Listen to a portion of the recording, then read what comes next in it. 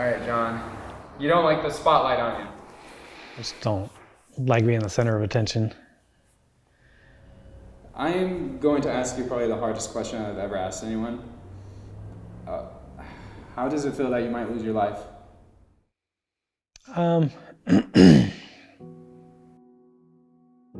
What's your name? Natalie. Alyssa Herl. Jammie Herl. And what are we doing here? We're raising awareness for Jon to get a kidney donor. He has stage 5 kidney disease. He's amazing. Like, he will do anything for me and our girls. My favorite thing, he's just always there for us and like puts us before himself. Natalie's my oldest. I wish I had her focus and determination when I was her age, because she's just such a good kid. Alyssa is the opposite of Natalie. Me and her do a lot more sports stuff. Just hanging out with her is very special to me. One time he was in the hospital and he like still tries to be there for us and be an amazing dad, which he is, and like, oh, I'm gonna go official at your swim meet and help you guys out. I'm gonna ride your horse with you and stuff, but it's like, no, you need to like take it easy. You're tired, you don't feel good. Like, he won't admit it. He just tries to be there still, which is amazing. You know, Natalie's really big into swimming. I never swam, I don't know anything about swimming, but I decided to learn it just so I could get involved with her. You know, Alyssa wants to play basketball and ride her horses, and it's like, that's stuff I'm willing to learn just so I can be a part of it with them. I met Jon Herl when he was really young. He was a freshman at Paradise High School. He was in our wrestling program, our football program, and our baseball program. And I got really appreciated and got to know Jon really well when he played 2 years of varsity baseball for me. End of his junior year, he went to Japan on a wrestling tour with wrestlers from Paradise and Sacramento and all around. Wrestled at different colleges, we slept in gyms, we slept in people's houses. He was a 2-time league champion. He finished 3rd in our section. If a guy had 30 Jon Herls on their team, they would be happy every year as a coach. Sometimes success can mean you're above others. He was never like that. What type of changes have you seen in your dad? He gets more tired. He has to be on a machine to clean his blood so it doesn't build up and cause other problems. Just not being able to do anything that he could until he gets a new kidney, and like just gets to watch us do stuff, which makes me sad because I feel bad about having fun.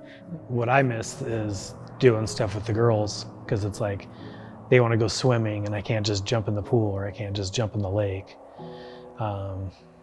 Everything you do has to be thought out and planned and prepped for. But I also feel really bad because like the things he loves, like playing baseball and stuff, like wrestling and swimming with us, he can't do that anymore. Like, he had to quit baseball because he like stopped being able to see you, which is also an effect that he's been having. So I feel really bad he didn't get to live out that dream. Yeah. It sucks that he depends on a machine to keep him alive. You know, we can't go places, we can't do things that we want to do. And the problem is, there's so many people that are in the same boat that kidneys are very hard to come by. So if anybody could help, it would be tremendous. The dialysis cleans the blood, and that's the point of the kidney, is to clean the blood from toxins. And so every night he has to hook himself up and spend the whole night. And there are tons of problems with that. You know, the kids see him asleep in the middle of the day on the couch and they just look at me. You know, Mom, do something, make him better. And I can't. There's nothing I can do. Sounds like you've been in survival mode for quite some time, even before this whole situation. Where did you live? We lived in Paradise, California. And did you lose your home? Yeah. Walk me through that day. That day was interesting because I wasn't there. I had a training class down in Sacramento, so I left at 4 o'clock in the morning. When I left the house, it was perfectly clear. Yeah, Jon was at work and I was at work. The girls were at school. And then the sky got really dark and like ashes and huge bricks of like amber were falling from the sky. So they like sent us into our classrooms, and then my teacher, she was like trying to keep her calm, but she like, I could tell something was wrong. And so she had us like calling all our parents and stuff to get picked up and start evacuating. My daughter called me at school and said they're evacuating. And I said, go with our neighbor who was a teacher at her school, and sent a coworker with my oldest, Natalie, and I went and got Jon's pills because I knew I had to get his pills, and got all of the animals. And then as the phone line started going down, it was just, you know, looking on the website, looking on the news, and kind of seeing where everything was at. And I hadn't talked to my mom for a long time, and I had no idea where my sister was. And so like, I felt like helpless. You know, I'm seeing all these structures going up, and McDonald's is gone, the hospital, part of the hospital. So we pretty much figured our house was gone. We all met up at a church in Oroville, which I'm really grateful for because they helped us a lot. And then my dad finally came home at the end of the day, and we were just like, we're at the church and we were like eating and singing and just like trying to cope with it. Anywhere somebody would take us and allow the dogs to come, we stayed. And then finally, one of Jon's coworkers invited us to stay at their house, and so we could stay there as long as we needed. And we ended up buying a house in Lincoln, California, and that's where we remain today. Their family's home burned down in the Paradise campfire, and so the family stayed with us for a month or so, and it was a beautiful time to get to know him and his family on a personal basis. I've known his family for a long time and stuff, so it's like my family. They came and spent some time at my house when their house burnt down in Paradise. A great technician, always willing to help everyone.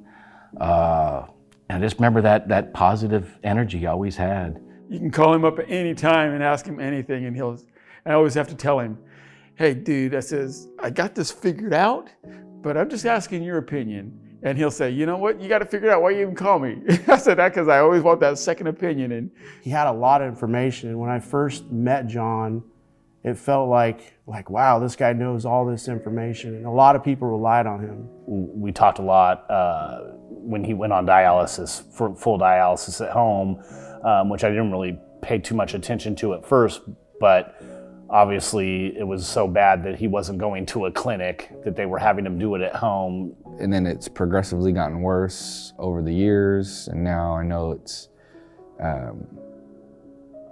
gotten to the point to where he's in need of a transplant. I can't.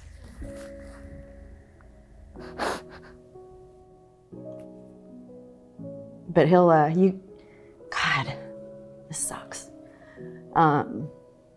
What I think would be cool if people understand what Jon does for everyone else, if he could get a little bit of help to help him, because Jon doesn't ask for help, but now's the time is when he needs it. All four of us got to paint the mural. Amy are all working on it together. They're surrounded by family. Stuck in Sacramento. Our job as a parent is to teach our kids how to live without us there. Teach them to make the right decisions, teach them everything we can, that way that they're prepared for when we're not here. So if I did my job, they'll be fine. It is what it is, it'll be sad, but you know, they'll go on. All right, and last question. Tell me how much you love your family. I don't even know how you put a measurement on that. It's, I'd do anything for them. They're three best people ever. I mean, I don't know how you can quantify how much you love the three people that you spend every day of your life with. This whole COVID thing is actually kind of cool because, you know, we all get to stay home, and, you know, you think you get sick of your family, but not those girls.